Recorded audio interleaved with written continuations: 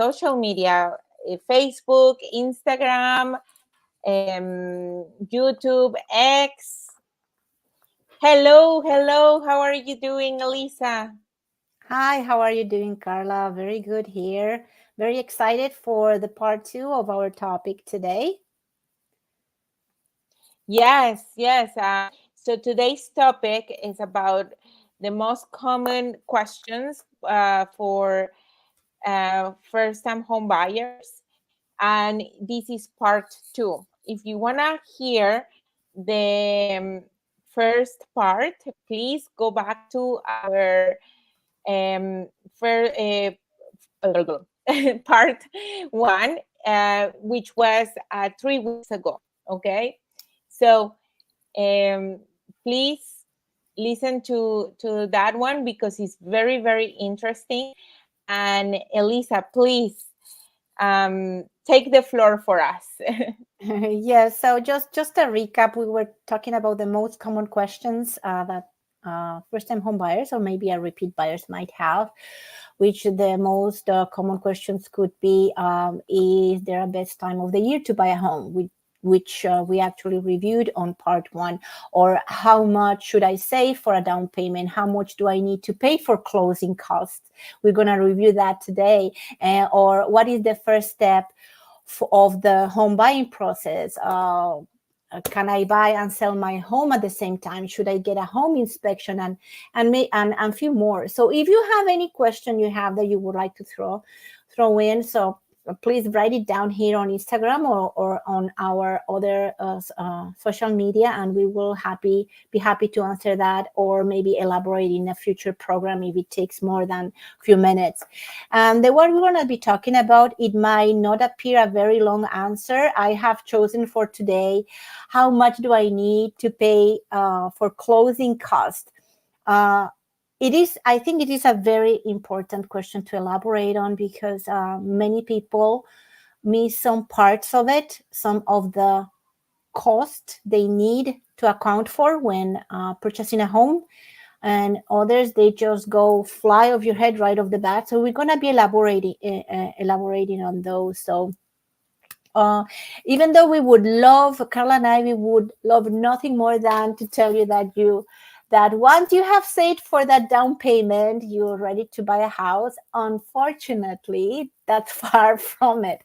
And your resources to pay the closing costs must be shown to your lending institution to ensure that you have the power to close on a transaction. And yeah, because not all lenders will accept that you take money from your credit card to do the closing. Not all lenders will allow that, because it depends also a lot on your financial profile, what are the means you can use to pay your lawyer, to pay your taxes, and other things. So, Carla, I would like you to elaborate on this one a little bit more, because it's an important fact that they know 100%. where they can get those funds from. So tell me a little bit more about it. Yes. So basically, the lender will need to make sure that you have your down payment plus your closing cost. Okay. Some lenders will allow you to get the closing cost, for example, from a line of credit or any sort of credit that you have currently available. But no, it really depends on the type of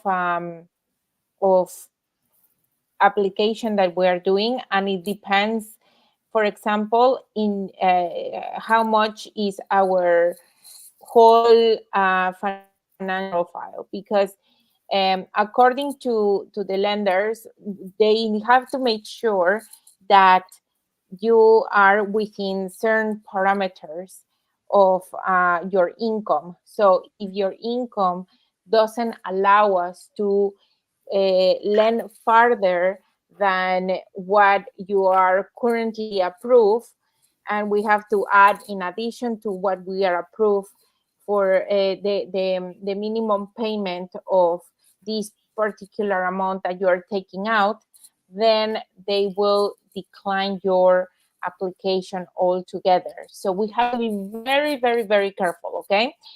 Also, I have to mention that Some first-time home buyers, most commonly people that are new to Canada, call me and tell me, you know what, Carla, I am a first-time home buyer. I want to buy my home, and I have my 5% down payment. I'm ready to um, to start my house hunting.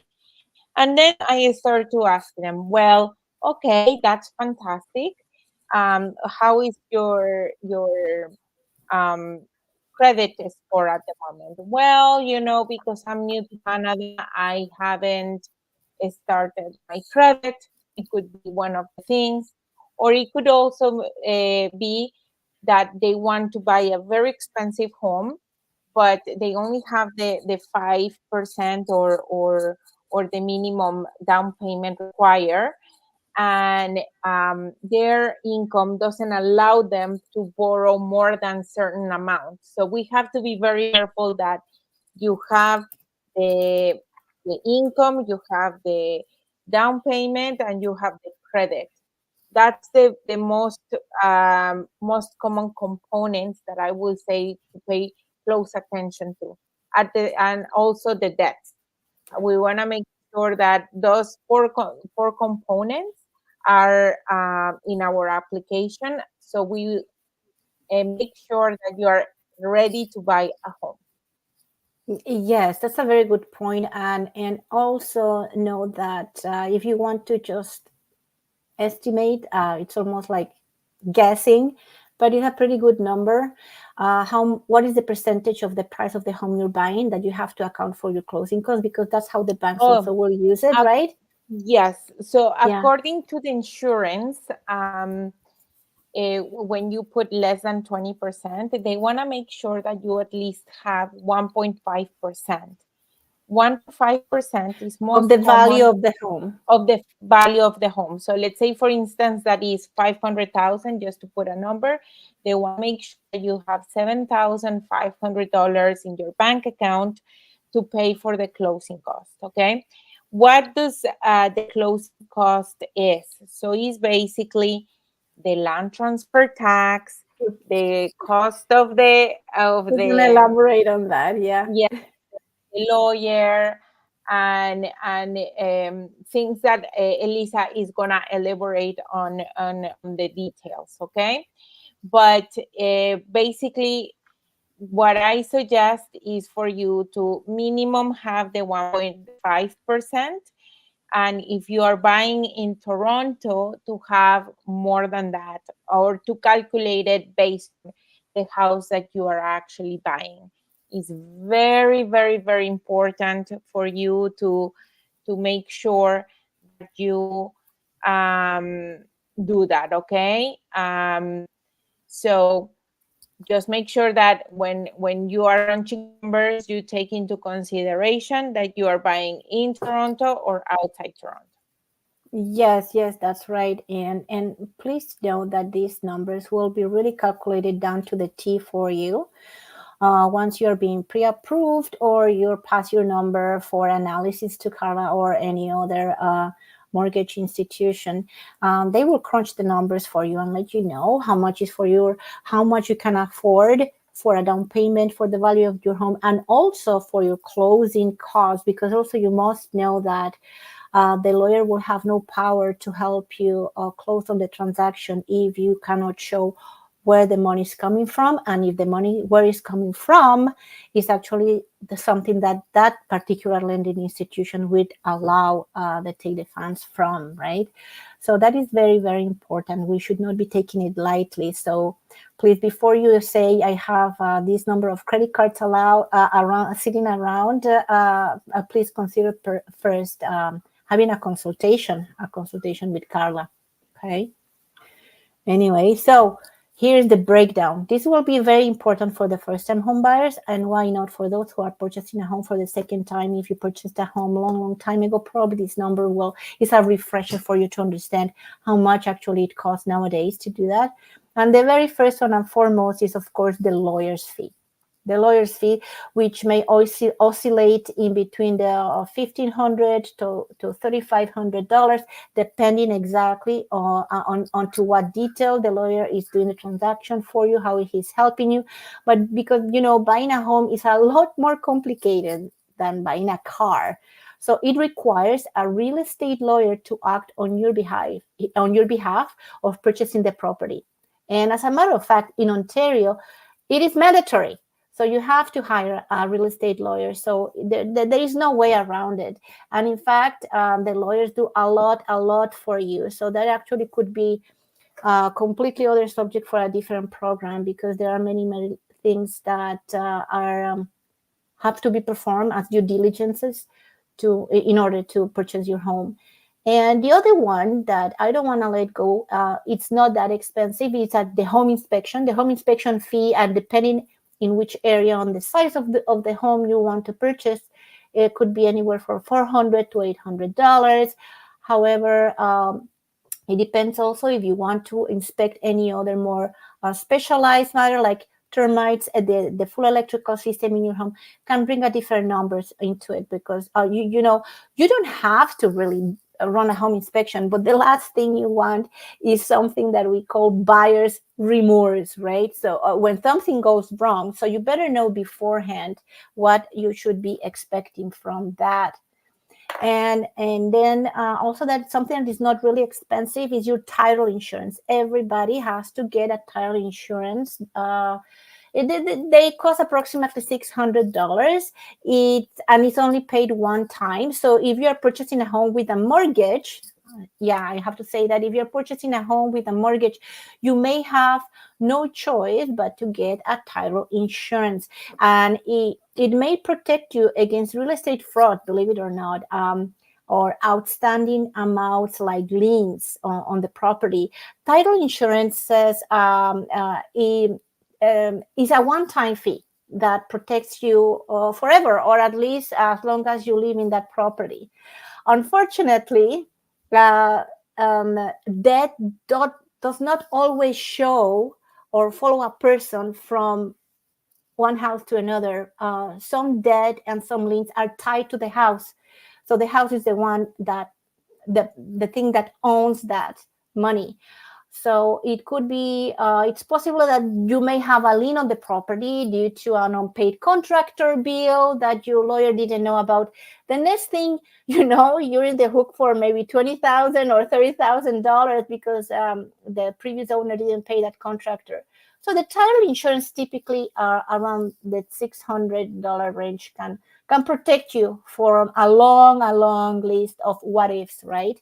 And in fact, the lawyer will really strongly encourage you to get a title insurance, because sometimes you cannot close on the property if you cannot show you have a title insurance to your lending institution. Right. Yes. And you mentioned an example that you had actually very specific on what happened with the title insurance and how it protected your client, right? Can you tell me about it? Yeah, so basically what happened is that she took possession of the house. There was no visible lien on the property, obviously, because otherwise the lawyer would have seen it. But it was another type of lien that it was from the municipality, and the municipality was reaching out to my client, making sure that um, she was doing what she was supposed to be doing, and why not. And then she realized that it was a bill there and stuff like that. So she's like, oh my god, now I'm on the hook for all these things. And then the lawyer just told her, you don't worry, you have a title insurance. It's not something that it was very like visible to the type of research that we do when we do the closing, but you are all protected from the title insurance to resolve all these issues. So she's using the title insurance for and she doesn't have to pay out of pocket those expenses. Yeah, and you made me. I remember now while you were talking, we actually had a case like that. It actually detached home, and nowadays most of the homes in Toronto, they don't come with a survey, especially because these are very very old houses, right? So many times this also protects you from the boundaries. What happened to my client is his back neighbor started to build a fence because they were getting a dog, the back neighbor, and they wanted to have a boundary there. And he said, wait a minute, that's my land. He's trying to build a fence on my side. And so he went to talk to the back door neighbor, and he said, no, no, no, that's my property. So they started arguing about these few inches of property, and it is when the title insurance had to step in and remediate what was happening there, right? Wow. Yeah. And what happens in this in this sometimes when it is actually about a pieces of land dispute, and it happens many times when you think this is my property where I put my car in, and it happens to be it's a mutual space that both properties share that space. But when you dig into the history of the homes and to the paperwork, you realize, well, actually that spot belongs to that house. You're only lending the other owner to use that space, and that can be also be worded legally, that you are giving somebody else the right to move a vehicle. And that happens a lot in cottage country, Carla, because you may have cottages all Oh, over, but the yeah, lake, I was yeah, trying to sort of yeah, like put because you everything see together. the lake Oh is yeah. only the lake is over there, but your cottage is in front of my cottage, and I need to get to the lake, but the only way to get there is crossing your property, right? So you legally can give me an access to the lake through your property, right?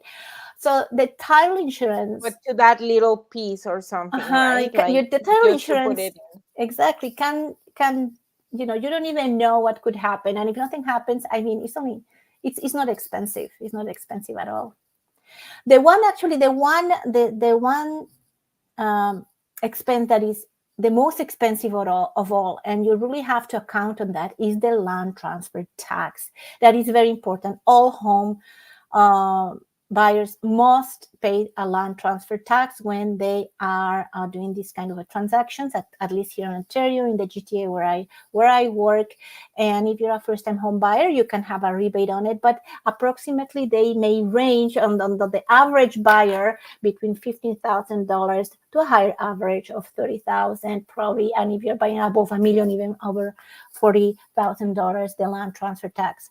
But let's say the first-time home buyers don't have to worry that much about it, since the government has allocated Ontario land transfer tax rebates. So, for example, if you're a first-time home buyer and you are buying a home of $900,000, your land transfer tax could be easily $28,950. However, then you will subtract $8,475, which is the actual rebate in the city of Toronto. So you end up paying a little bit more than $20,000 for it. Take into consideration that, as we mentioned in previous programs, that the city of Toronto double dips, right? We pay here the land transfer tax, the municipal land transfer tax, and also the provincial land transfer tax. So if you are really, and I have had clients, and Carla too, when they are, in that very fine line and scratching all the money everywhere they can to put everything together, and there are only a few $1,000s less, and they don't really know where to get more. So they just do a little jump outside of the Toronto, and then live outside of Toronto, where frankly the land transfer tax is not as expensive as it is in Toronto, because the rest of Ontario, of course, it has only the provincial land transfer tax. However, for any of these things that we have covered, contact us, write to us, contact Carla so she can run the numbers for you. Contact me so I can let you know which areas, which land transfer tax have, depending on the home, in which pockets or communities you decide to purchase to buy. And by all means, I have contacts and professionals in real estate lawyers, home inspectors, insurers, And the list goes on and on. Everything that is related, right, to the home buying process, including movers. We were talking about movers earlier, right? Because you don't forget, with this list of closing costs comes a separate list in your mind, right? And one of them, of course, is the movers, or doing it yourself. Or do the new utility service require a one-time connection fee, or is there any furniture you need to purchase? Keep in mind that when it comes to your financial estimates when purchasing real estate, there are many other things that you need to consider. And well, Carla and I are here to help, to assist you, and to make sure all those numbers are calculated very well, so you don't take possession on that level of stress, right? We're here, Carla and I, to minimize the stress level, because you're doing the right decision. You are informed. All right? Exactly. Yes. So definitely, maybe next one we can talk about like the closing cost a little bit more detail on with some sort of like um, examples and stuff like that, so Yes, they I, can I see the love that. difference between Yeah. one and the other and stuff like that. So just Yeah. so you guys have an idea of what we're talking about and what is the benefit of being a first-time home buyer if you're a first-time home buyer at that point. Yeah, let's crunch numbers next time. It sounds like a good idea. Yes, something a little bit more visual so you guys know what's going on. Yeah. We can I can probably prepare like an example of like what would it look like to buy a condo for 500,000? What would it look like to buy a townhouse for 750? And how would it look like to buy a home for $1 million, for example? Well, like let's put like the 9999, so it's like less than a million, just less than a million, so we can see how the insurance works and stuff like that. I can I I love can do it. those examples. Okay. Yeah, and let's prepare a table and examples and the homes. And yeah, I Yes, love that yes, exercise. yes, yes. Fantastic. So I'm gonna prepare that for you for next week, guys. So if you ever wonder how much would you need to buy $1 million home with a minimum payment, I mean, it's not $1 million, it's a $999 because they don't insure $1 million home, only below the $1 million. We're But gonna don't we're worry, gonna I will review that. yeah, I will make sure that you know the example and everything. So yeah, so you can see the visual stuff. I'm gonna put here, in case you are wonder how much it will be if you actually have